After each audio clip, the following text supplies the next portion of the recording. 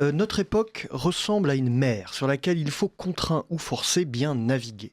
Alors, pour comprendre tous les ressacs de l'histoire, éviter les vagues scélérates et aller en profondeur dans les eaux troubles de la politique française et européenne, mieux vaut s'embarquer avec un capitaine au long cours. Cela tombe à pic, car Jean-Yves Le Gallou vient de faire paraître ses mémoires identitaires 1968-2025, Les dessous du grand basculement, aux éditions Via Romana, pour la modique somme de 25 euros. Aux côtés du politologue Jean-Yves Camus, journaliste et chercheur français spécialiste des mouvements nationalistes et identitaires en Europe, nous analyserons dans cette émission la montée des eaux depuis 1968. Que reste-t-il de l'idéologie 68arde et de ses héros recyclés dans le néoconservatisme ?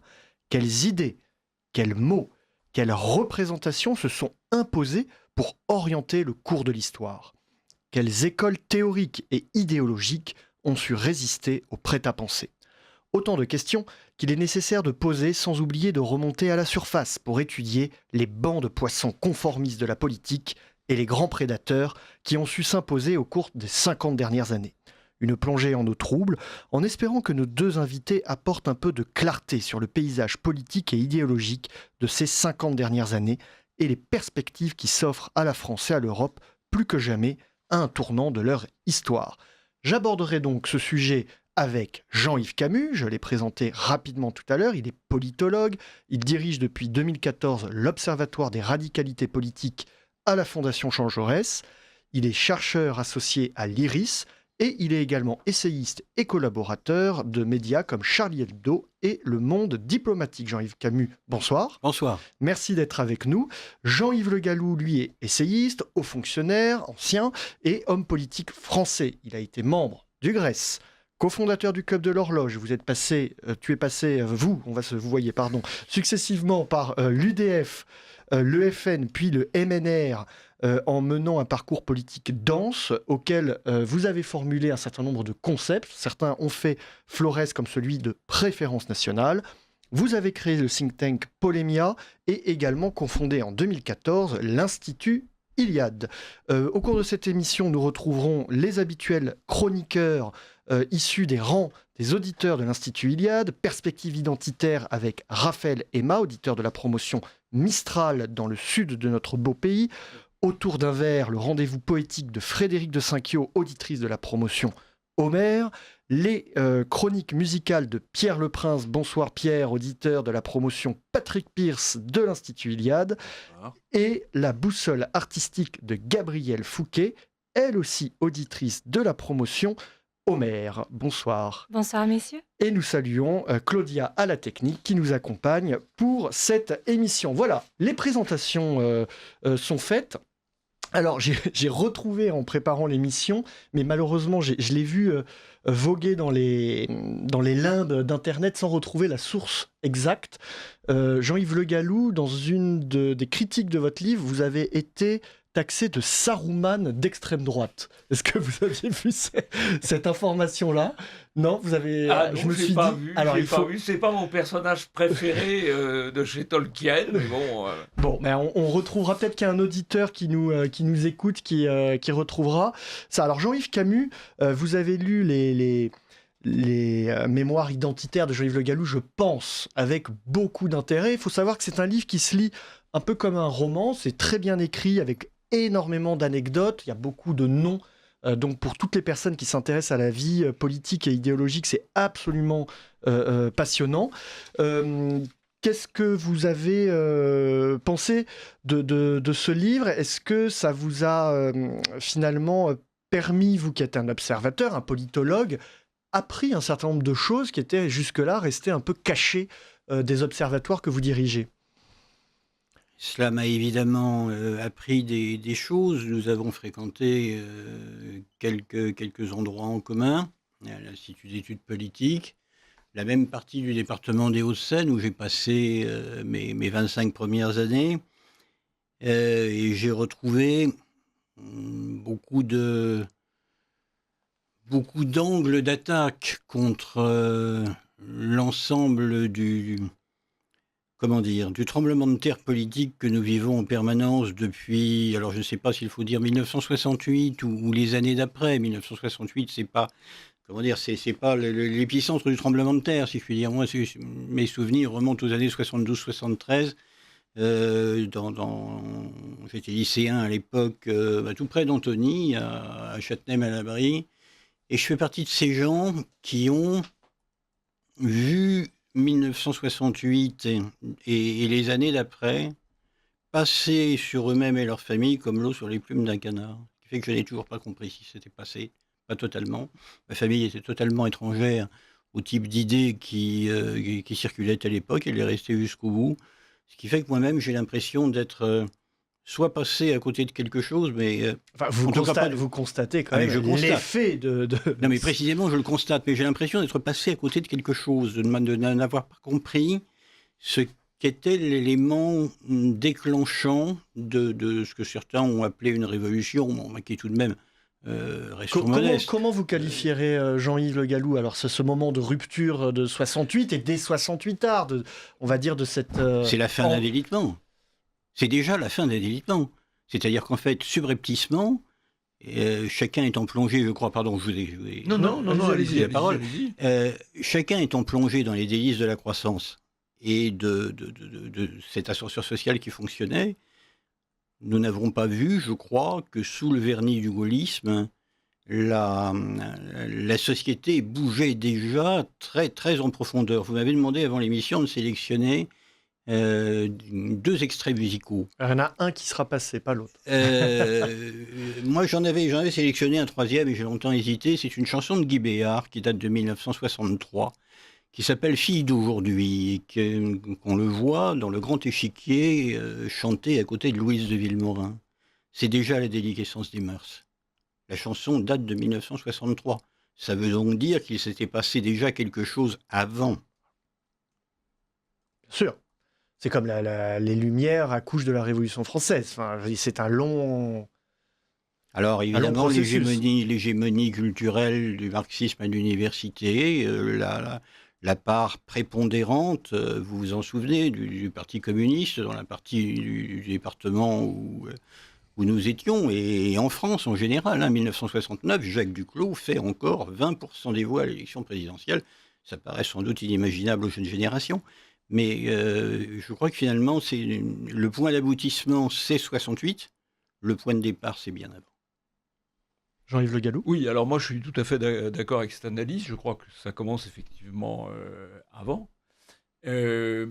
Ça commence d'ailleurs pas seulement en France. D'un certain point de vue, mai 68, c'est aussi l'arrivée en France de ce qui s'était passé quelques années plus tôt en Angleterre, ou en Californie, c'est-à-dire une révolution des mœurs. C'est d'abord ça, mai 68, et c'est aussi, moi, ce qui m'a frappé à l'époque, c'est l'effondrement. J'avais le respect de l'autorité, je l'ai perdu à ce moment-là. Voilà. D'accord. Donc, j'ai perdu le respect de l'autorité à 20 ans, j'en ai maintenant pas mal de plus, mais je ne l'ai pas retrouvé. Pourquoi ? Parce que j'ai vu les gens qui incarnaient l'autorité se liquéfier devant ce qui était un monôme amélioré, on pourrait dire. Voilà. Et donc, et je crois que cette liquéfaction de l'autorité, elle n'a cessé d'aller de l'avant. Et finalement, la figure de l'autorité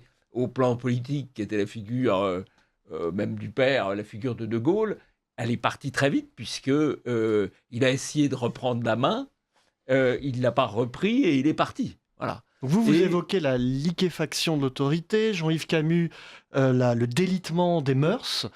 C'est le point de départ de notre époque. Oui, et d'une époque à ce moment-là. Alors après, quelle est l'idéologie qui se développe là-dessus ? Jean-Yves Camus a évoqué le marxisme, effectivement, qui était très puissant à l'époque, qui a pris aujourd'hui d'autres formes. Enfin, on peut parler de marxisme culturel. Et il y a une sorte d'idéologie progressiste qui s'est mise en place en se développant à la fois dans le domaine des mœurs et dans le domaine du multiculturalisme, de l'ouverture à l'autre, de l'ouverture à l'immigration. C'est les deux choses qui se sont mises à avancer et qui continuent d'ailleurs d'avancer. Moi, je crois qu'il arrive pour reprendre l'expression de Kirk, j'attends le turning point, j'attends qu'il arrive, mais il n'est pas encore complètement parce que arrivé. 58 ans après, effectivement, il y a toujours, de votre point de vue, un magistère de cette gauche morale, un magistère de ce marxisme culturel qui commence à être contesté, mais qui est même de plus en plus fort aujourd'hui, puisqu'on voit des professeurs ou des enseignants à l'université qui sont chassés uniquement parce qu'ils ont des opinions qui sont considérées comme non conformes. Simplement, il y a en même temps la résistance, une certaine forme de résistance qui se met en place, et surtout le grand changement. Le grand changement pour moi, c'est l'émergence d'abord d'Internet, puis des réseaux sociaux et des médias alternatifs, qui fait qu'on est sorti d'une situation où il y avait un monopole médiatique de la gauche ou de l'extrême centre. Aujourd'hui, il y a plus de diversité. La gauche et le mainstream restent dominants, bien sûr, mais ils sont très fortement contestés. Il y a toute une ère qui échappe à leur domination et qui est de plus en plus offensive et dynamique. Donc ça, c'est le côté positif de mon point de vue. Comme observateur de la vie politique et idéologique, ce que j'ai appelé, moi, avec mes mots, ce magistère de la gauche morale, du marxisme culturel, c'est quelque chose que vous constatez ?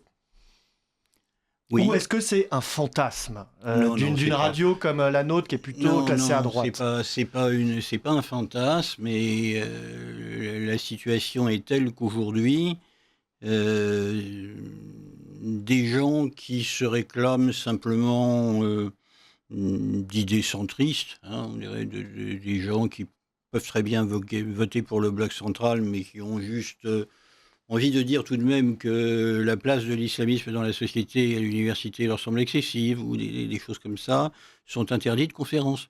Ce qui m'est arrivé. Ce qui m'est arrivé pour la première fois de ma vie, au mois de septembre. Bon, c'est tant pis pour les personnes qui auraient pu venir m'écouter, mais... on est toujours le fasciste de quelqu'un. On est toujours... Alors, le fascisme, ça n'est même plus le fasciste. On est toujours, finalement, le conservateur de quelqu'un, le réactionnaire de quelqu'un, de sorte que l'espace de liberté se réduit et que l'échange se réduit. Parce que, finalement, la raison pour laquelle ces gens ne voulaient pas m'entendre, alors ce sont des syndicalistes pour la plupart, ces gens avaient simplement constaté que je vous parlais. Horoscope référence. Ce qui, bien évidemment, interdit de leur parler. Moi, je considère qu'à l'étape où j'en suis de ma vie, je préfère ne pas m'enfermer à parler uniquement avec des gens avec qui je suis d'accord, ce qui constitue somme toute une vie triste honneur. Et plate. Donc je vais là où on m'invite. Voilà, donc une forme de sectarisme qui s'est installée, une forme de paysage qui s'est durci. Il y a un débat qui disparaît aussi. Ce qui est quand même extraordinaire, effectivement, et le cas que vous citez est particulièrement éclairant, c'est qu'on ne vous reproche pas ce que vous pouvez dire, on vous reproche ce que peuvent dire des gens avec qui vous parlez. Oui. C'est quand même extraordinaire. C'est comme moi, quand je vais à une tribune ou si je retweete quelqu'un, ça ne veut pas dire que je suis d'accord avec tout, ni même avec ce que j'ai retweeté. Mais ça me paraît intéressant. Moi, j'assume ce que j'écris, j'assume pas ce que d'autres écrivent et je ne vais pas reprocher aux autres d'écrire des choses que je ne partage pas. Alors, comment on en est arrivé là ? Je vais revenir sur cette longue maturation idéologique, parce qu'on est presque dans le religieux, là, on est presque dans la morale. On parle de camp du bien, du mal. D'où ça vient, ça ? Est-ce que vous en parlez dans vos mémoires identitaires ? Est-ce que vous mettez le doigt sur cette longue maturation qui nous fait arriver à ce point quasi de non-retour ? C'est pas évident, parce que c'est presque un sujet parallèle, presque religieux, je dirais. C'est un enchaînement de faits. Alors moi, je pense que Jean-Yves Camus ne sera pas forcément d'accord avec moi sur ce point. Je crois qu'un des éléments quand même fondateurs, c'est la loi Pleven qui réprime ce qu'on appelle l'incitation à la haine ou à la discrimination à raison de la race, de la religion, de tas de choses d'ailleurs, y compris de la discrimination politique, mais on l'a oublié. Pourquoi ? Parce que elle criminalise des opinions. Quelle année la loi Pleven? 72. 72. Et on l'a vu d'ailleurs avec Zemmour, quand Zemmour a été candidat ou quand il a été évacué, même avant même d'être candidat, de certains médias, parce qu'il avait été condamné au regard de cette loi, qu'au regard de cette loi, c'était un délinquant. Et à partir d'un moment, on ne lui donnait pas la parole, c'était un délinquant d'opinion.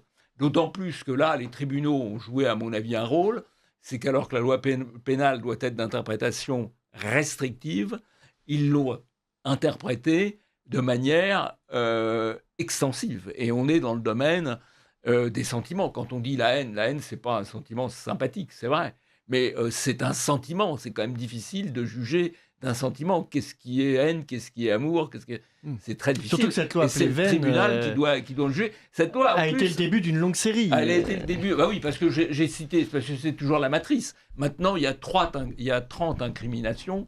La 31e étant probablement la discrimination capillaire. Alors, je suis très sensible. Puisque c'est une petite loi qui a été votée, à l'Assemblée nationale, qui n'a pas encore été votée au Sénat, une loi contre la discrimination capillaire. Alors c'est assez drôle, puisque le député qui l'a porté, C'est un Martiniquais qui a des dreadlocks. député des îles, l'a fait pour protéger les dreadlocks. Et alors il y a quelqu'un qui lui a demandé, et les chauves? Il a dit oui, les chauves aussi. Bon, elle n'est pas encore en place. Enfin, alors ce que je dois dire, ça m'amuse d'autant plus que j'avais monté une sorte de happening le 1er avril 2020 pour dénoncer la chauvophobie, happening qui malheureusement n'a pas eu lieu puisque plus personne ne pouvait circuler, on était en période Covid. Voilà. Ah oui. Mais donc voilà, la 31e incrimination est là, et c'est une loi qu'on retrouve sous des formes très voisines dans tous les pays d'Europe. Il faut d'ailleurs savoir que avant même la France, il y a eu un premier texte en Grande-Bretagne, et c'est la perspective du vote de ce texte qui avait conduit Enoch Powell en 1968 à faire son grand discours de Birmingham, où il dénonçait les dangers de l'immigration.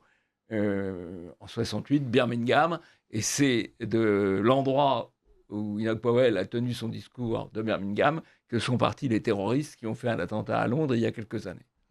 Donc toute cette série de lois qui briment la liberté d'expression, qui briment aussi la libre étude de l'histoire, etc., en tant qu'observateurs, elles ont un effet sur les partis politiques, elles ont un effet sur les camps politiques. Si on ne peut pas s'exprimer, forcément qu'on trouve d'autres soupapes finalement pour réussir à s'exprimer ou à vouloir dire ce que l'on veut.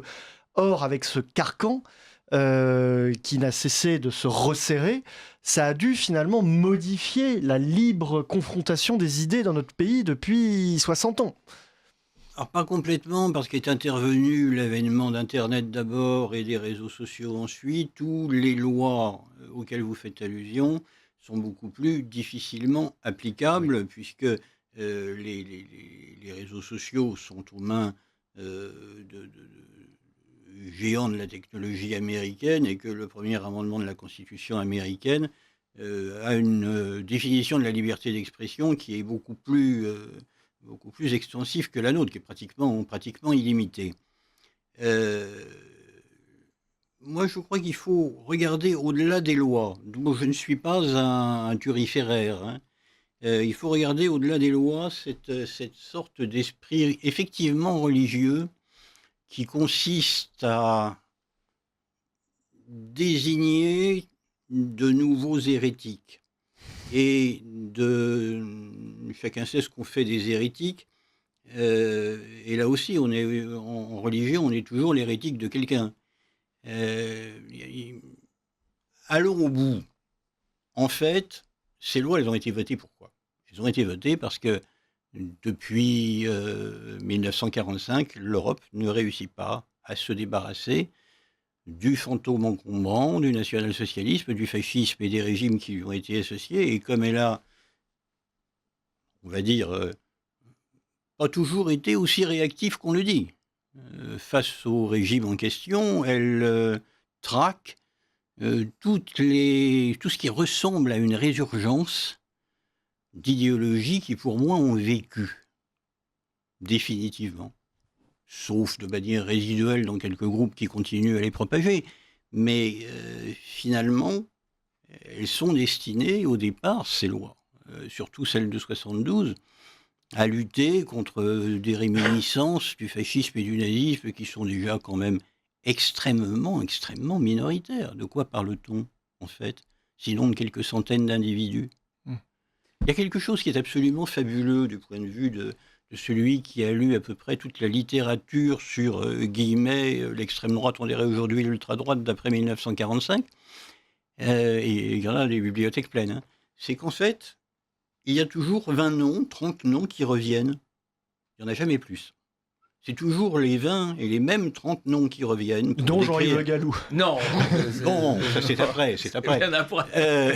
C'est pas dans ce contexte. Et en fait, ces 20 ou même 30 noms, ce qui m'a toujours frappé, c'est que ce ne sont précisément que des noms. C'est-à-dire que personne, Que des individus. parmi les chercheurs qui se sont intéressés au sujet, n'a cherché à savoir qui étaient réellement ces gens. Ils avaient bien une vie quand même. Ils avaient un métier. Ils étaient originaires d'un milieu social. Ils se sont mariés. Ils ont eu des enfants. Les idées qu'ils avaient, ils les ont apprises quelque part. Eh bien, cela n'intéresse pas. C'est-à-dire qu'en fait, il suffit de citer, comme des sortes de passeurs de la mémoire brune, des gens dont on ne saura jamais rien. L'essentiel, c'est qu'on les cite. On reviendra sur Oui, sur la loi, moi je suis pas. Alors honnêtement, je m'aperçois que j'ai une lacune parce que j'ai pas vraiment de connaissance de la manière, de la raison pour laquelle la loi Pleven a été fabriquée. Mais j'observe quand même que le projet était à peu près équivalent en Grande-Bretagne, où il n'y a quand même pas de problème de résurgence, où il n'y a jamais eu de problème de résurgence du fascisme, encore moins du national-socialisme.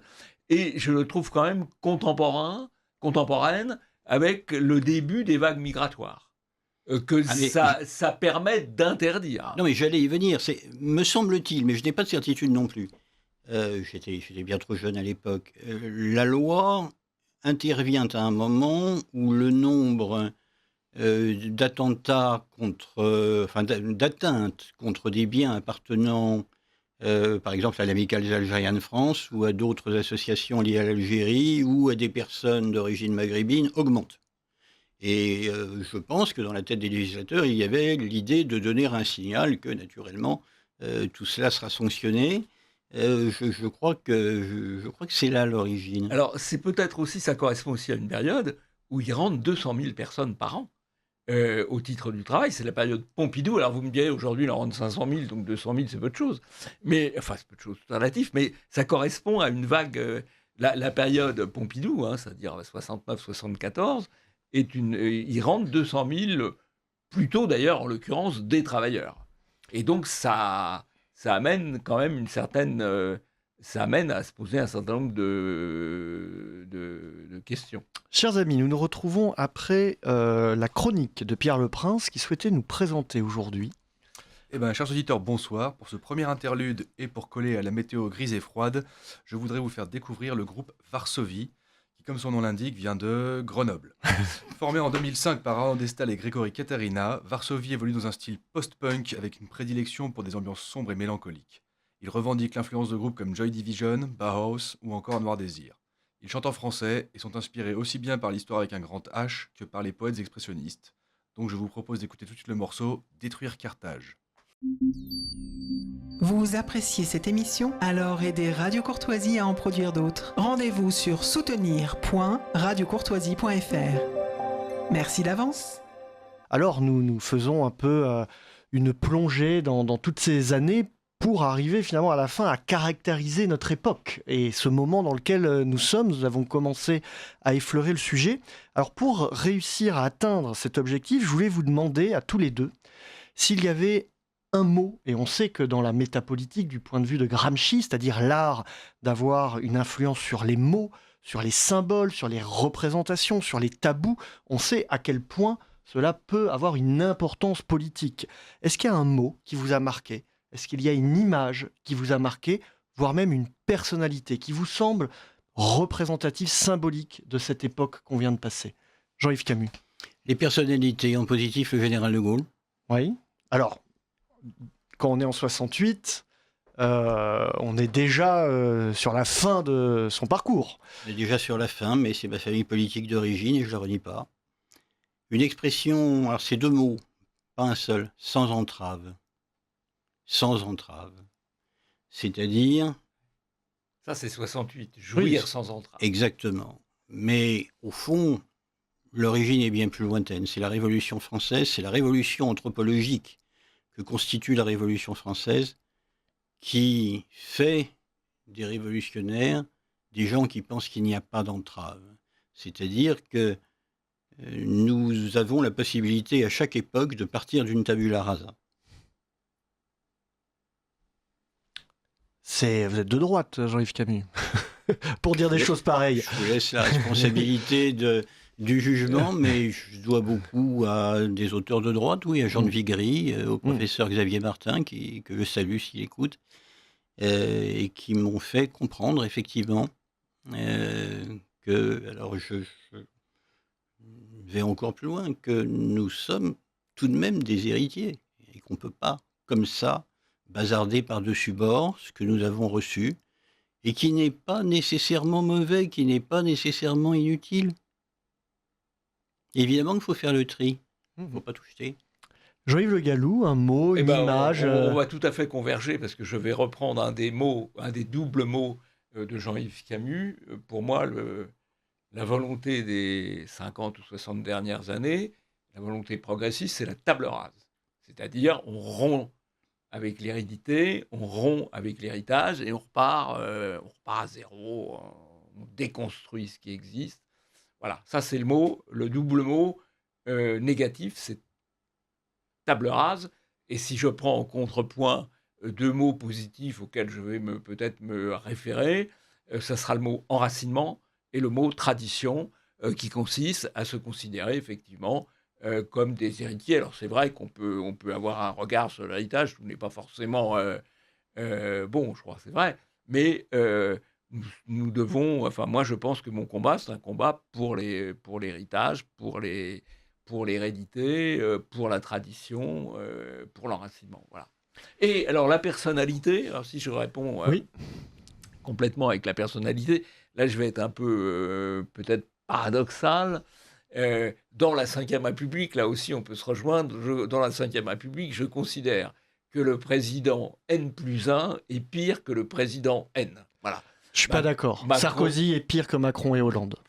Bon, enfin, alors on va Mais pas. bon, Bon, pour d'accord. débattre. Mais, bon, moi, mon analyse, c'est le N+1 est pire que le N. Je mettrais peut-être, moi aussi, un bémol avec Giscard. Mais enfin, passons. Mais je pense que le point de bascule, paradoxalement, c'est Pompidou. Pompidou, il est Premier ministre en 1967, pardon. 1968. Il est assez habile parce qu'il reprend la main politiquement lors des événements avec la dissolution et il est chassé du pouvoir par De Gaulle. À ce moment-là, il a un peu de loisir, il écrit un livre. Bon. Et puis arrive 1969 et dans ce livre, il va être publié après sa mort, en 1974. Ce livre, c'est le nœud gordien. Et dans ce livre, il dit à peu près tout ce qu'il faudrait faire pour reprendre la main sur l'université, sur l'école, sur le savoir, sur la démographie. Il dit tout ce qu'il faudrait faire. On pourrait le reprendre aujourd'hui. Mais il ne le fait pas. Et il fait exactement l'inverse.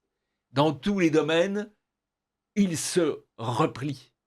C'est-à-dire qu'il y a, et c'est le début, on peut dire d'un certain point de vue, du double discours qui va être la marque de fabrique de ces héritiers politiques du RPA et de l'UDF. On dit des choses et on fait le contraire. Et Pompidou, ça commence comme ça.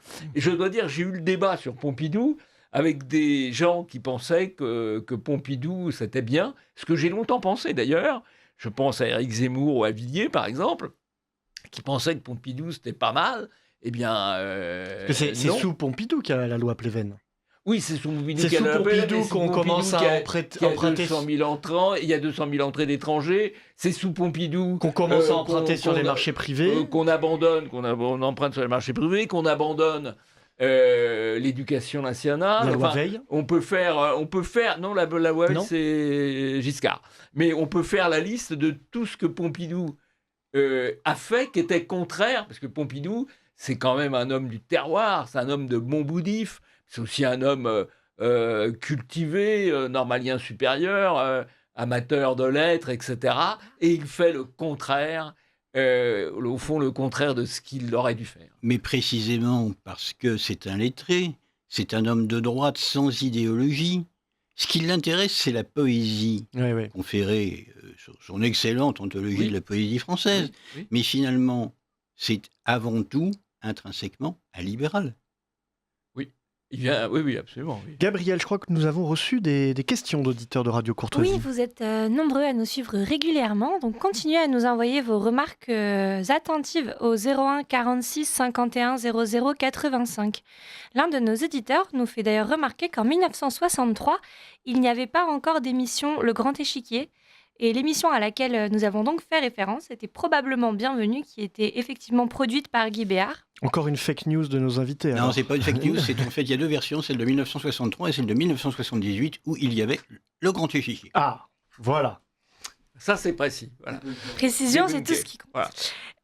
L'un d'entre vous nous demande également, pensez-vous messieurs qu'aujourd'hui, le peuple a envie d'exhumer la forme la plus ancienne du sentiment religieux, le culte de l'homme providentiel? Ça, c'est intéressant parce que c'est vrai que c'est presque la maladie politique des Français. On attend le grand soir et on attend l'homme Je providentiel. pense qu'il y a une demande d'homme providentiel. Je ne suis pas sûr qu'il y ait sur étagère l'homme ou la femme providentielle. Mais je pense qu'il y a une demande, oui. Alors les plus naïfs pensent à l'armée, alors que l'armée, ce sont des colonels chargés de la propagande aujourd'hui. Donc c'est une illusion, évidemment. L'armée, d'abord, elle a été très profondément, beaucoup plus profondément qu'on ne le croit, traumatisée par les purges en son sein après le putsch de 1961. Songez qu'un général d'aujourd'hui est souvent, pas toujours, mais souvent, le fils d'un officier ou d'un officier supérieur qui a servi à ce moment-là. Et naturellement, ça éloigne un petit peu de la tentation, non seulement de la tentation putschiste, mais même de la tentation de se pousser sur le devant de la scène. Ensuite, l'homme providentiel. Alors, si ça se termine dans un cimetière de Bruxelles, c'est pas bon signe. Hein. Vous pensez à qui? Au général Boulanger. Général Ah oui. Boulanger. Au général Boulanger, évidemment, mais on pourrait dire la même chose de Louis-Napoléon Bonaparte, qui j'ai pas une immense admiration. Déroulède a essayé, Déroulède et le son des clairons, enfin, ça marche pas bien non plus. Bah, il y a eu De Gaulle aussi, quand même, providentiel. Quand même. Dans des circonstances qui sont totalement différentes et avec un sens de l'appropriation de la France et un sens de sa propre destinée que ni l'un ni l'autre des personnages que j'ai cités avant n'avaient. Chers Alors, amis, Moi, je pense, oui, sur l'homme providentiel, je pense que l'homme providentiel, s'il y en a un aujourd'hui, il viendra peut-être de la sphère privée. Et je dis ça alors que je n'ai connu dans ma vie que la sphère publique, soit sous sa forme politique, soit sous sa forme associative, soit sous sa forme... il y a eu des tentatives dans ces années de quelqu'un qui... Oui, il y a eu quelques tentatives qui ont été totalement catastrophiques. Macron est un banquier qui vient de la sphère privée. Et quand même. C'est pas un chef Bah oui, c'est mais pas bon. un capitaine d'industrie. Alors, Non. si je veux être plus précis, Bon, il y a eu des je tentatives. dirais un capitaine d'industrie. Salarié. Voilà. Nous Voilà. allons écouter maintenant la chronique de notre camarade Raphaël Emma qui a travaillé le sujet comme il le fait parfaitement. À chaque émission, nous écoutons Raphaël. Je me suis passionné pour la politique à l'adolescence. Quand j'utilise le terme de passion, je le fais pas à la légère. Le rapport que j'ai avec elle, avec la politique, il est douloureux, enivrant, souvent obsessionnel. Je n'ai jamais aimé les tièdes, les timorés, les modérés. J'ai été éduqué comme ça dans une famille d'un communisme quasi stalinien qui m'emmena dès le plus jeune âge aux manifestations et aux réunions. Aucun repas ne pouvait se passer sans un débat. On a dû me mettre le manifeste du Parti communiste français dans les mains au collège, à l'ancienne. Les communistes sont philosophiquement dématérialistes. Mais cette famille dans laquelle j'ai grandi m'a inculqué un rapport déjà romantique à la politique. Déjà jeune, j'étais habitué aux marges du panorama politique français. Nous n'étions pas des centristes, nous n'étions pas des conciliants, nous étions dans cette famille des radicaux, des révolutionnaires avec des agendas qui nous débattions pour les imposer aux éternels cyniques de la politique bon chic bon genre. J'ai gardé, même dans mon engagement identitaire, cette profonde conscience que les radicaux font l'histoire.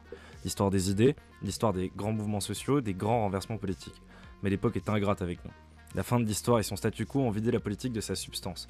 Plus de grandes révolutions idéologiques. Les politiciens, entendre ceux qui font de la politique par les cadeaux traditionnels, par les partis, par les parcours sciences-pistes qui s'engagent après des dizaines d'années de carrière dans le privé ou dans la haute administration publique, ont fait de la politique un débat administratif. Il n'y a pas d'alternative, tenez Thatcher. Il n'y a plus que des débats sur l'heure à laquelle la République ferme ses bureaux, sur le management de la société néolibérale contemporaine. Plus de rupture possible à l'horizon. Une grande leçon de mes années d'engagement réside dans la compréhension des dynamiques du centre et des périphéries en politique. Chaque famille politique, droite nationale comprise, ont des ailes, des tendances plus ou moins radicales. La gauche a ses trotskistes, LFI a son NPA, le RN a sa mouvance identitaire à sa droite. Mais avant tout, c'est quoi dans ma bouche cette fameuse mouvance ? On pourrait définir la mouvance comme l'espace politique à la droite du Rassemblement national, qui partage avec ce parti des thématiques convergentes, mais qui se trouve pour des raisons stratégiques comme philosophiques, idéologiques, marginalisées, écartées par lui. La mouvance est un ensemble vaste d'individus, de structures, de radios, d'associations, au service des idées nationales et identitaires. La mouvance, ça va des cathos tradis au GUD, d'Academia Christiana à l'Institut Iliade, de Radio Courtoisie aux influenceurs identitaires du net. La mouvance, c'est les royalistes, c'est les identitaires, c'est les nationalistes révolutionnaires, c'est Némésis et c'est aussi le pèlerinage de Chartres. Peut-être que le dénominateur commun de cette fameuse mouvance, c'est son rapport à la politique justement. Alternatif, désintéressé la plupart du temps. C'est nous les radicaux de la droite institutionnelle. C'est nous qui poussons les idées, c'est nous qui influençons le débat public, c'est nous qui choquons la France tous les 9 mai, c'est nous qui ouvrons des locaux, qui organisons des universités d'été, qui créons de la vie par l'action politique. La différence entre le Rassemblement national et les Insoumis, c'est le rapport à leur marge. Ne faisons pas semblant. Évidemment que le RN et l'identitaire se croisent et se connaissent. Dans des soirées, dans des événements, sur les réseaux sociaux. On les connaît, ils nous connaissent. Mais chez les Insoumis, un Raphaël Arnaud à la tête de la jeune garde, c'est un député. Chez nous, un identitaire, il peut tout au plus devenir assistant parlementaire en passant en dessous des fourches codines des lieutenants de Marine Le Pen, mais si son nom apparaît dans un article de presse, c'est le licenciement assuré. Votre serviteur en a fait les frais. Sans rentrer trop dans le personnel, après mon licenciement par le RN, en partie à cause de mon appartenance à une structure identitaire, Ténessoun en Provence, je me suis posé la question suivante. Est-ce qu'on fait réellement de la politique ? Certains disent qu'on fait de la métapolitique. J'ai toujours eu du mal avec ce concept. Même s'il désigne une réalité, il a toujours sonné dans mes oreilles comme une excuse qu'on trouvait parce qu'on n'arrivait pas réellement à faire de la politique en fait. Je me suis demandé qu'est-ce que j'aurais été ma vie si je m'étais engagé à 18 ans chez les jeunes du RN plutôt que dans une structure nationaliste. Probablement que j'aurais eu un parcours tout à fait banal dans le parti. J'aurais pu envisager de grimper les échelons, de me présenter à des élections, de devenir assistant parlementaire. Mais j'ai privilégié à 18 ans une autre voie qui me semblait plus juste, moins cynique. Celle de l'engagement, à visage découvert, dans une de ces multiples associations qui font la vie associative, politique, culturelle de notre famille politique. À ma question « Faisons-nous réellement de la politique ?», j'ai vite trouvé ma réponse. Le lendemain de mon licenciement, nous sortions dans Aix-en-Provence 300 personnes dans une manifestation en hommage à Philippine. Puis le mois d'avril suivant, 3000 participants au colloque de l'Institut Iliade. La veille de la manifestation de Marine Le Pen, qui réunissait à peine 5000 personnes. Et l'UDT d'Academia Christiana cette année, 1000 participants, 1000 jeunes, 1000 types qui viennent avec leur réseau, leur parcours, leurs talents, leurs compétences. Puis à nos locaux, notre occupation de l'espace public, le climat ambiant que nous créons à notre passage. Il y a cette manifestation en mai qui déplace la fenêtre d'Overton d'un coup de pied, plus efficace que des dizaines de passages télé. On fait de la politique. Et notre mouvance n'est plus groupusculaire. Ne laissez personne vous dire que vous faites pas de la politique. Vous faites de la politique au sens noble. Vous influencez le débat public et la vie de la cité. Et demain, cet engagement ne sera pas exclusivement associatif. Déjà, nos associations commencent à salarier des gens, et la frontière qui nous sépare des 12 millions d'électeurs du Rassemblement national devient de plus en plus fine. Les électeurs RN commencent à nous connaître. Ils commencent à voir passer sur ces réseaux sociaux des montages des actions de nos groupes, ils rencontrent sur les marchés des militants identitaires. Et contrairement aux élus qui le mandatent, il n'a aucune hostilité à notre égard. L'immense majorité des électeurs RN, s'ils nous connaissaient, apprécieraient ce que l'on fait. Alors, je le disais déjà il y a un an, la mouvance militante doit se concentrer sur un seul et unique objectif. Elle doit s'adresser aux 12 millions d'électeurs du Rassemblement national dans ce pays. Elle doit aller les chercher, les socialiser, les faire rentrer dans nos locaux, les faire venir dans nos manifestations. Notre public cible, c'est eux. Je vais prendre un comparatif étranger. Tommy Robinson, l'influenceur identitaire britannique, capable de sortir des millions de personnes dans les rues de Londres, tout en étant indépendant, a réussi précisément à imposer un rapport de force à Nigel Farage et à son parti, parce que les gens qui viennent à ces rassemblements sont les électeurs moyens de Farage. Le seul moyen d'établir un bras de fer avec le RN et des négociations où nous ne serons pas lésés systématiquement, c'est de peser quelque chose au sein de la France qui vote RN. Et pour mener cette œuvre, il nous faut de l'unité dans l'action. Vieux principe léniniste, mais c'est un indéniable. Les différentes tendances qui composent la mouvance radicale de droite dans ce pays doivent comprendre que leurs intérêts sont communs. Identitaires, nationalistes révolutionnaires, royalistes, catho-tradis et même certains souverainistes doivent comprendre que leurs intérêts sont convergents et communs. Nous sommes trop peu pour se diviser en querelles de chapelle. J'ai une obsession bien particulière. J'ai jamais été attiré par l'appât du gain en politique, encore moins par celui social, celui d'être quelqu'un. En revanche, je suis obsédé par l'idée qu'on doit marquer l'histoire. Nous avons trop sacrifié d'heures, de temps, de carrière, parfois des sacrifices encore plus grands, plus coûteux, que nous méritons de mettre nos noms, les noms de nos mouvements, dans les livres d'histoire demain. Et ce qui nous guette, hélas, c'est que nous soyons balayés par elle, précisément par l'histoire. Mais j'ai confiance. J'ai confiance parce que quand le Front National se présente à ses premières élections, il fait moins d'1%. Dans cette génération, nombre de militants, se sentant plus malins que les autres, se disent qu'ils vont rejoindre le RPR, parce que de toute façon, un parti de droite nationale en France d'extrême droite, ça pèsera jamais. 15 ans plus tard, après la longue traversée du désert, le FN chamboule la politique française en faisant élire ses premiers élus et ses premiers députés à la proportionnelle. Dans la mémoire des hommes, dans la grande histoire, qui retiendra-t-on ? Jean-Marie Le Pen qui a persisté, ou les Madeleine, les Devedjian, devenus certes des secrétaires d'État ou des ministres. La politique, c'est une course d'endurance. Et notre formule est la bonne parce que la vie est de notre côté. L'ébullition permanente, la créativité. Nos universités d'été sont plus vivantes que n'importe quelle permanence. Nos mouvements de jeunesse plus hyperactifs que ceux des partis. Nos militants plus formés, plus talentueux, plus intelligents, plus courageux. À mes inquiétudes, un ami me répondait avec une citation qui résume ma pensée. Je sais qu'en tapant toujours sur le même clou, on peut faire s'écrouler une maison. L'histoire nous en fournit l'exemple. Le refus y a toujours joué un rôle essentiel. Les saints, les ermites, mais aussi les intellectuels, les quelques personnes qui ont fait l'histoire, sont celles qui ont dit non, et pas les courtisans et les valets des cardinaux. Pour être efficace, le refus doit être grand et non petit. Total. Pier Paolo Pasolini. Les radicaux font l'histoire, c'est ce qu'il nous dit, ils doivent pousser. Vous les avez fréquentés, Jean-Yves Le Gallou, ces marges politiques, puisque vous auriez pu aussi avoir un autre parcours. On aurait pu connaître aujourd'hui un Jean-Yves Le Gallou, ministre, rangé dans un gouvernement de centre-droit finalement. Oui, ça aurait peut-être pu arriver, mais je pense que j'aurais peu été adapté à cela, en fait. Mon tempérament m'aurait assez vite conduit à me fâcher, et donc je n'ai absolument aucun regret. Je voudrais faire juste une petite observation au camarade Raphaël Aima. Très beau texte, mais on n'était pas 3000 au colloque de l'Iliade, on était 1500, ce qui est déjà pas mal. Je pense qu'on sera un peu plus l'année prochaine, mais il faut respecter les chiffres. Voilà. Très bien. Jean-Yves Camus, quand on ouvre les mémoires identitaires de Jean-Yves Le Gallou, on ouvre le livre de l'histoire politique de la France, et donc aussi de ces franges qu'on peut appeler radicales, c'est-à-dire qui vont aux racines des choses, que certains qualifieront alors par contre d'extrémistes ou de marginales. Dans ces radicalités de ces 60 dernières années, est-ce qu'il y a une évolution qui vous a marqué particulièrement ? Le débat entre métapolitique et action, on aurait dit activisme dans un autre temps, me semble aujourd'hui tourner à l'avantage de la métapolitique.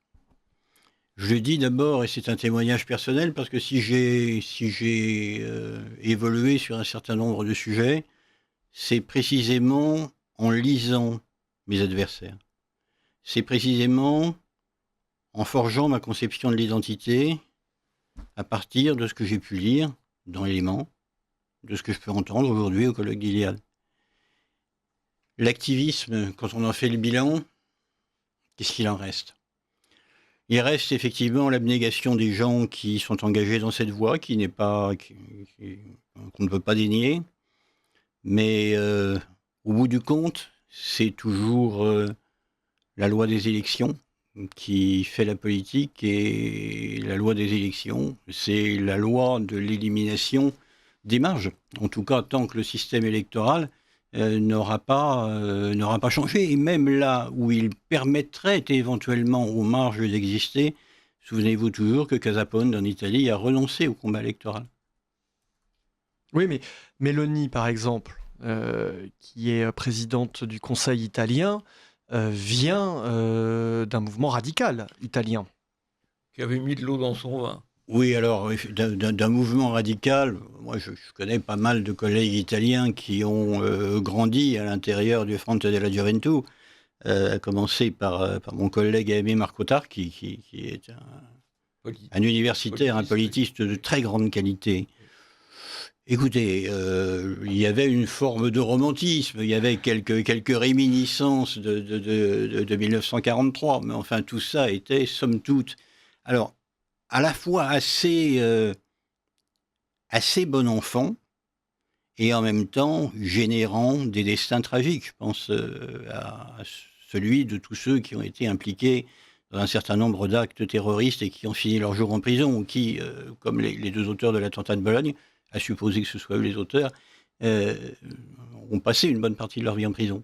Mais rien n'est comparable, encore une fois. Nous avons la fascination de la droite nationale italienne, mais songez que rien n'est comparable à un pays qui n'a pas connu la même épuration que la nôtre, un pays qui n'a pas connu les guerres coloniales que nous avons connues, un pays où, on parlait de Marco Tarchi, dès 1981, c'est-à-dire alors qu'il n'est pas encore exclu de la direction du MSI, Tarchi est contacté par l'une des revues théoriques du Parti communiste italien. Et il lui donne un article, et la réciproque est vraie. Sur l'Italie, je partage tout à fait cette analyse, avec à la fois effectivement les années de plomb qui ont quand même été extrêmement dures, à la fois pour ceux qui sont morts et pour ceux qui ont été en prison, et en même temps, là je vais être macronien, et en même temps le fait que Berlinguer, qui était le patron du Parti communiste, et Almirante, qui était le patron du MSI, sont allés à l'enterrement l'un de l'autre. Enfin, plus exactement, je ne sais pas lequel est allé à l'enterrement du premier à disparaître, mais en tout cas, à cet enterrement, ce qui est absolument, c'est comme s'il y avait eu Mélenchon à l'enterrement de Le Pen. Non seulement à l'enterrement, mais au siège du parti devant le catafalque. Dans la rue des boutiques obscures, au siège du parti devant le catafalque de l'Almirante. C'est inimaginable ici. Donc une forme de respect entre des camps adverses qui a disparu, comme a disparu aussi le débat d'idées. Il le dit à un moment, Raphaël Aima, souvent les discussions relèvent de la discussion administrative plus que du débat politique et idéologique de fond. Comment en est-on arrivé là ? Oui, alors je voudrais reprendre par rapport à ce qu'a dit Jean-Luc Camus sur le métapolitique et activisme. Et l'activisme. Activisme. Bon, métapolitique et activisme. Bon, moi, c'est vrai que j'ai quand même été plutôt sur le versant métapolitique que sur le versant activiste. Et je pense que le versant activiste peut aussi servir à déplacer la fenêtre d'Overton. Je vais prendre un exemple dans ce qui est quand même plus de l'activisme que de la métapolitique dans ce qui se passe actuellement, l'opération des jeunes femmes de Némésis, qui ont fait en fait de l'activisme médiatique et de l'agite-propre. De l'agite-propre, voilà, de l'agite-propre, pour être clair. Eh bien, je crois que ça a fait sortir du silence une réalité, à savoir que l'un des problèmes que pouvaient rencontrer les femmes, ce n'était pas forcément celui des hommes en général, mais tout de même de certaines catégories qui n'avaient pas forcément le même rapport à la femme que les Européens pouvaient l'avoir. Et ça, je crois que c'est des opérations quand même de type, agite-propre. Voilà. Oui, alors c'est pas exactement ce qu'il dit, parce que dans sa réflexion, il oppose la voie électorale. Non, là, je répondais à Jean-Yves Camus, je ne répondais pas à... D'accord. C'est pas de l'activisme pur et dur. C'est une organisation qui a su effectivement tirer profit aussi de toutes les fenêtres médiatiques qui s'offraient à elle pour faire parler d'elle, y compris en mal, ce qui effectivement lui donne une visibilité et une certaine audience. Mais c'est pas de l'activisme dur comme on a pu le connaître dans les années 70. Vous pensez l'activisme poser des bombes ou assassiner des gens dans la rue? Non, je pensais même au but des années 70. Oui, d'accord, mais ça c'est un peu du folklore. Ah. Question que je me posais quand on en sélectionnant des types humains assez combatifs. Moi, franchement, j'ai jamais été au GUD et j'ai toujours trouvé ça totalement étranger à ce que j'ai fait à l'époque où j'aurais pu y être. Mais je dois dire que sur la longue période, je note qu'ils ont sélectionné des gens assez combatifs, capables de créer des entreprises, d'être voilà. Bon, Et de faire de belles carrières administratives. voire de faire de belles carrières. Ah oui. Bon, Peut-être. c'est moins le sujet de l'émission. Voilà. Justement, pour revenir à ce parcours, Jean-Yves Le Gallou, Jean-Yves Camus, alors, plutôt Jean-Yves Le Gallou, est-ce qu'il y a eu, selon vous, des moments de bascule ratés? C'est-à-dire, est-ce que l'histoire aurait pu être différente pour des occasions ratées, par exemple? Oui, alors, moi je vais citer 1997-1998.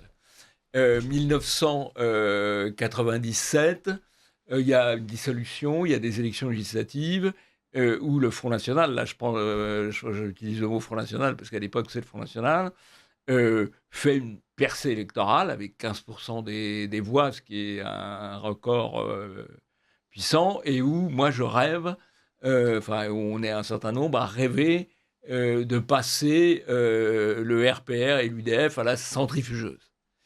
Ça ne s'est pas fait à l'époque. Ils ont perdu les élections, mais ils ne sont pas passés à la centrifugeuse. Ils sont passés à la centrifugeuse aujourd'hui, c'est-à-dire 25 ans plus tard. Je serais tenté de dire 25 ans trop tard. Le point de bascule qui aurait pu avoir lieu, peut-être, mais qui n'a pas eu lieu, ce sont les élections régionales de 1998. Elles sont à la proportionnelle.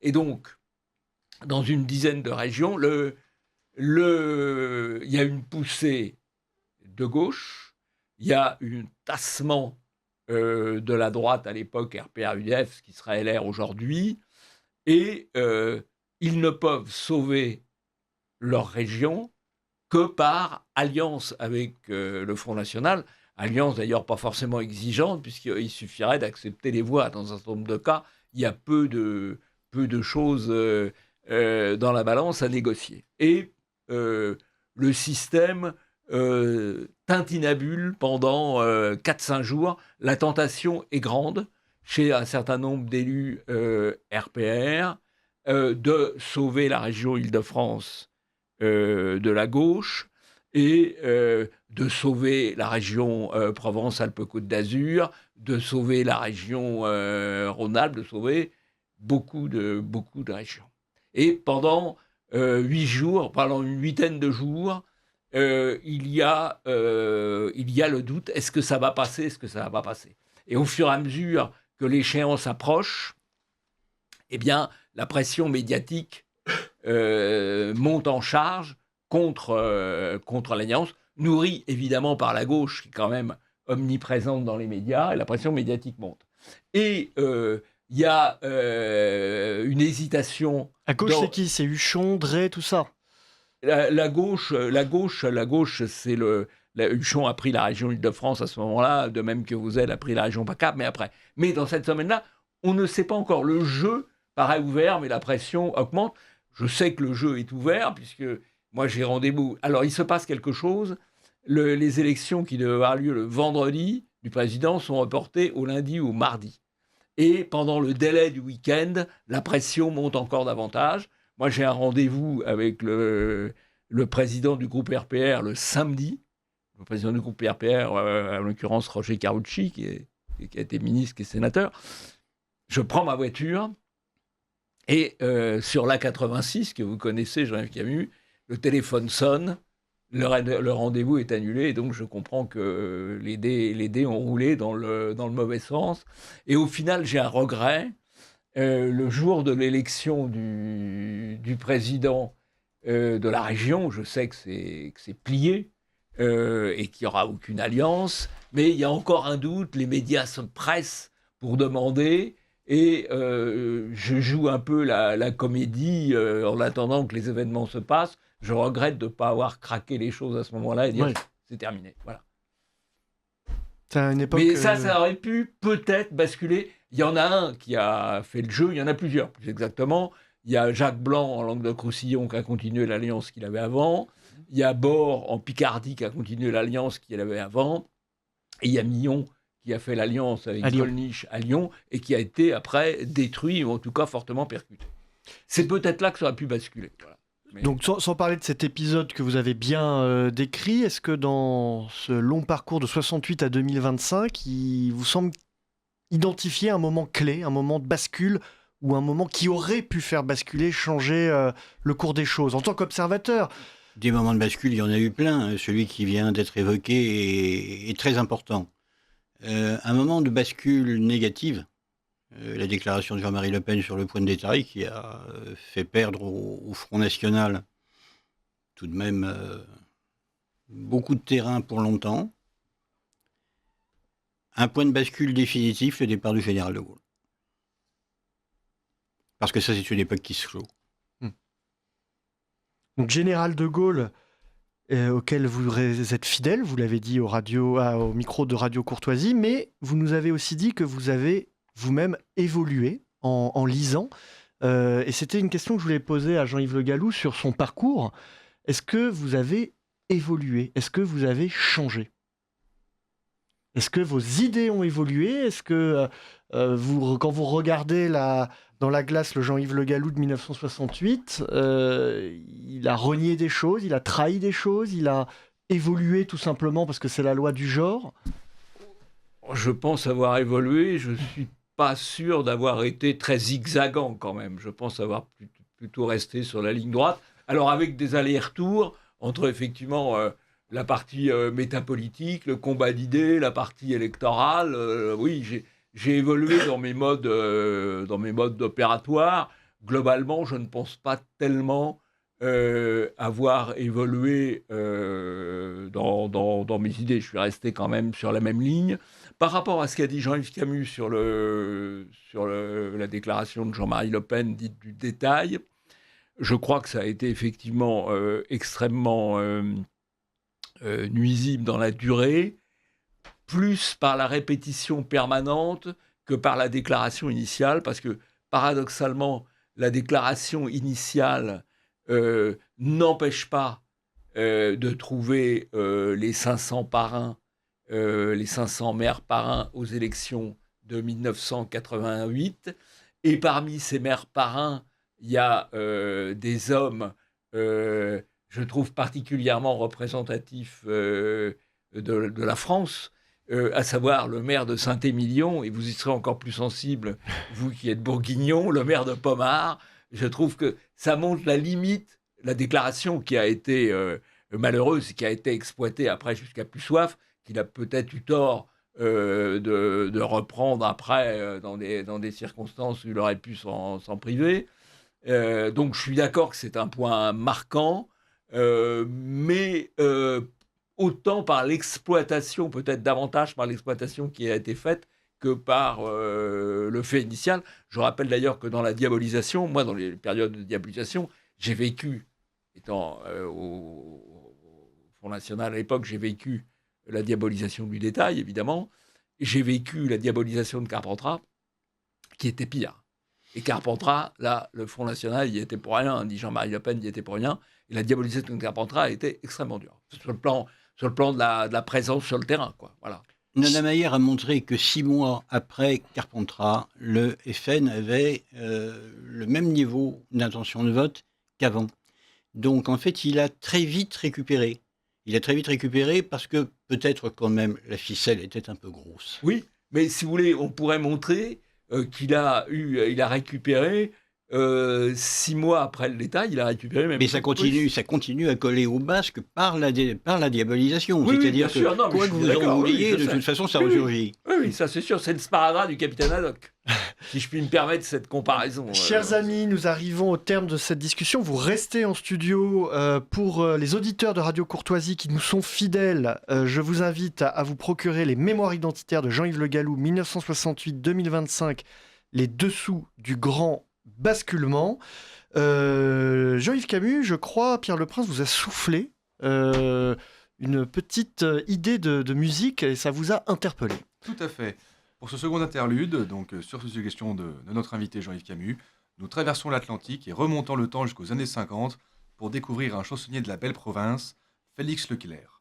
Il inspirera chez nous quelques chanteurs qui auront leur petit succès dans les années qui suivront, comme au hasard Jacques Brel ou encore Georges Brassens. Ardent défenseur du nationalisme québécois, il a contribué à galvaniser l'identité de ce peuple francophone. Et je vous propose donc d'écouter L'Alouette en colère, écrit après la crise d'octobre de 70, où des membres du Front de libération du Québec ont kidnappé et assassiné le ministre de l'Immigration et du Travail de l'époque. Ça rigolait pas. L'auteur y présente sa vision d'un Québec qui, selon lui, a été pillé et dépossédé. Bonne écoute et à très vite pour une nouvelle chronique. À Frédéric de Saint-Quio, que nous saluons et que nous embrassons, qui nous livre un nouveau texte, un rendez-vous que vous appréciez tout particulièrement, qui s'intitule « La force de vivre ». Romain, je m'interroge en vain sur le mystère de la fabrication des cendants de l'éther. Quelle divine abeille élabora la cire modelant les plus grands de nos augustes cires? Était-elle entichée de forêts résistantes dont le bois édifia leur solide charpente? But-elle d'une source un savant élixir ou fut-elle guidée par Hermès et sa lyre lui léguant des vertus des plus éblouissantes, œuvrant gracieusement pour nos vies décevantes? Cette abeille nourrit nos pères de son miel, enveloppant leur corps doucement de ses ailes en leur portant du lait jaillissant d'une cruche après un dur labeur aux confins de sa ruche. Mon cher, savez-vous si l'objet de ma demande est un mythe, ou un conte, un rêve, une légende? Est-elle encore en vie, la mère au météore? Couve-t-elle appliquer les œufs d'un siècle d'or? Cela fait bien longtemps que n'a surgi du ciel un homme marqué par un sceau providentiel, pourvu qu'elle n'ait dû abandonner son dard pour protéger ses fils rassasiés de nectar. Vous semblez, ma chérie, en toute admirative de la force d'un être ayant la vie active. Mais vous avez aussi en vous cette puissance. Sachez la convoquer en hâte et en urgence.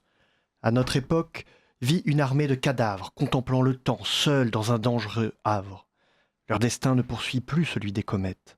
Devenus végétaux, ils noient plus l'alouette. Ma chérie, ce que je vous conte assurément est triste à fendre l'âme, et me voilà fuyant. Quelle raison intime au monde des vivants de repousser l'autel tout en idolâtrant l'horrible éternité érigée en trophée, célébrant le compteur de stériles années. L'immortalité n'est pas rente du génie. 30 000 matins, est-ce cela la vie? Imposer ce sursis aux pauvres condamnés, imprégnés d'inertie et de laisser-aller, qui préfèrent remettre aux mains du lendemain le soin de dessiner les plans d'un grand dessein. Transformer l'indolence en force créatrice sauvera votre esprit d'un grand nombre de vices. Si je puis vous donner un conseil, ma belle, écrivez, écrivez, c'est là qu'est l'essentiel. Fuselez, votre plume est hardie au combat, imitant d'un obus la trajectoire nette, s'inspirant du courage au temps des baïonnettes. Vous grattez du papier, glissant au pas de loi. Vos propos projetés sont de fort bonne aloi. Incisif en tout lieu, j'admire le tranchant de vos mots, affûtés sur un angle constant. Vous tenez bien au sec votre poudre et votre encre. Il ne m'en faut pas plus pour m'en faire le chantre. Vos mots, mon cher époux, m'instruisent sur ma vie. Je vais tâcher séant de récurer la lie qui s'est bien trop longtemps déposée dans mon cœur, empêchant sûrement la germination des fleurs. Plutôt me battre et perdre un combat dans l'arène que vivre sans saveur, sans joie, sans heurts, sans peine. Je préfère m'éteindre en lutte avec mon sort que mourir 2 fois, de mon vivant à ma mort. C'était encore un magnifique texte de Frédéric de Saint-Quio. Et nous allons vous laisser la parole, cher Gabriel Fouquet, parce que vous sortez votre boussole artistique et vous guidez le plateau de Radio Courtoisie et les auditeurs sur les chemins noirs de l'art que vous nous faites découvrir. J'espère que Jean-Yves Camus me pardonnera, mais le point de départ de cette chronique est bel et bien les mémoires identitaires de Jean-Yves Le Gallou, ou plus exactement, leur titre. Ce soir, messieurs, vous avez au moins évoqué le terme identitaire. J'invite d'ailleurs nos auditeurs à écouter le débat qui s'est tenu dans ce studio dans l'émission Ligne Droite à propos de l'identité française. Jean-Hugues Gana, que je salue, y était comme toujours excellent. En bonne romantique, je souhaiterais moi m'attarder sur le premier mot, mémoire. Au singulier comme au pluriel. Mnémosyne est multiple. Créatrice et créature, éphémère et permanente, personnelle et absolue, elle est inscrite en nous depuis l'origine du monde. Au commencement était le souvenir, cet architecte de l'évolution et du développement de chaque être humain, méditatif, politique, personnel. Le souvenir nous aide à apprendre, mémoriser, et à construire, imaginer. Chaque étape de nos vies laisse une empreinte dans notre mémoire, sans elle nous sommes nus et incapables. Conscient de son pouvoir, certains lui rendent même un culte moribond, celui du devoir de mémoire, alors qu'elle est en réalité source de vie. Les fêtes de Samhain et de la Toussaint qui approchent le rappellent bien. Commémorer, se rappeler est un acte de vivant, un geste que l'on se transmet. Autrement dit, un acte qui relève de l'éternité fécondée, incarnée et renouvelée. Sans mémoire, l'homme erre, estompe, oublie et in fine disparaît. L'oubli peut être organisé, involontaire ou nécessaire. Organisé, c'est la damnatio memoriae, un exil temporel, la perpétuité. Elle efface, comme certains censeurs aujourd'hui. Les Égyptiens de l'Antiquité en avaient parfaitement saisi le potentiel, les Mexicains le drame. Comme le rappellent les spectres du Dia de los Muertos, délicatement invoqués dans l'émouvant et joyeux Coco des studios Walt Disney. Ce film familial, 2 saisons, traite de l'oubli involontaire. Celui qui blesse ceux qui s'effacent peu à peu de la mémoire des êtres aimés. Comme Jeanne, dans celle d'Arthur, au théâtre La Bruyère à Paris jusqu'au 31 décembre. La pièce, intitulée mélancoliquement « Oublie-moi », nous rappelle qu'aucune histoire d'amour ne devrait pouvoir être oubliée. Didon le sait bien, elle qui chante « Souviens-toi de moi et oublie mon destin ». La complainte de Didon, mise en musique par Henri Purcell, résonne du fond des âges. La douleur de l'amour perdu, que nous essayons vainement d'oublier, par nécessité, mais qui ne s'efface jamais complètement, est un topos constitutif de la littérature européenne, celui du manque, de l'absence, du vide. Les alpinistes ici présents connaissent bien la peur du vide, la disparition des prises, l'absence de repères. Maintenant, transposez cela à votre mémoire. Le néant annihile les certitudes. Or, le mythe de Didon et plus largement celui de l'Énéide nous invite à cerner nos propres certitudes, leur attribuer un nom, un lieu et un temps. Puis chacun fait selon ses croyances, certains placent leurs certitudes dans le ciel, d'autres sur la terre. C'est en tout cas l'interprétation qu'en fait Andrea Marcolongo dans L'art de résister, comment l'Énéide nous apprend à traverser une crise.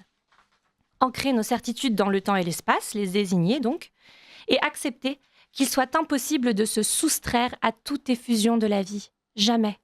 Il faut au contraire résister, encore, jusqu'à la fin. À ce titre, l'Énéide n'est pas très éloigné des mémoires identitaires et du genre des mémoires en général. Le texte de Marcolongo est émaillé de la poésie terrible de Giorgio Manganelli et de sentences lumineuses parmi lesquelles être aîné ne signifie qu'une seule chose, répondre à la destruction par la reconstruction. S'y brosse surtout un portrait. Aîné n'est pas seul, il voyage avec un père et un fils à sa charge et les pénates en poche. Portrait qui contient en creux la définition même de la pietas romaine, continuer, non pas parce que nous le voulons, mais parce qu'il ne nous est pas permis de nous effondrer, assumer la responsabilité morale de ceux qui sont à nos côtés. Vous racontez, monsieur Le Gallou, que l'un de vos fils vous a demandé pourquoi vous aviez évolué vers une radicalité quasi sacrificielle. J'ai moi-même posé cette question à mon père. Tous les enfants aiment les pourquoi. Radicalité quasi sacrificielle. La formule est belle. Parce que si c'est sincère, c'est du radical, répondrait probablement l'un de mes amis. Parce que nous le devons, se justifierait le vertueux aîné. Les mémoires s'écrivent par fidélité. Au père sur nos dos, aux enfants dans nos mains, aux pénates dans nos poches. Et cette fidélité, si elle est féconde, suscite la rébellion, mère de l'action sincère, donc radicale. Les mémoires chantent nos destins, individuels comme collectifs. Les mémoires sont les ruines à partir desquelles nous donnons forme à une patrie. Merci Gabriel Fouquet pour ce texte particulièrement inspiré. Vous avez évoqué plusieurs références que vous pourrez retrouver sur les réseaux sociaux de l'Institut Iliade. Demain ou après-demain, nous vous communiquerons tout ça. Dans les 2 minutes, 3 minutes qui me restent, je vous donne quelques rendez-vous de l'Institut Iliade à venir, qui sera le week-end prochain en Allemagne à Halle an der Saale pour la grande foire aux livres, où nous tiendrons un stand aux côtés de notre partenaire Jung Europa Verlag. Le 15 novembre, samedi, se tiendra la deuxième session de notre cycle de formation Chevaucher le Tigre 3.0 avec une journée consacrée aux nouvelles technologies, contrôle et nouvelles technologies. Début décembre débutera la formation générale en Alsace. Donc nous étions passés en Provence, en Bretagne, en Belgique. Cette année, c'est en Alsace.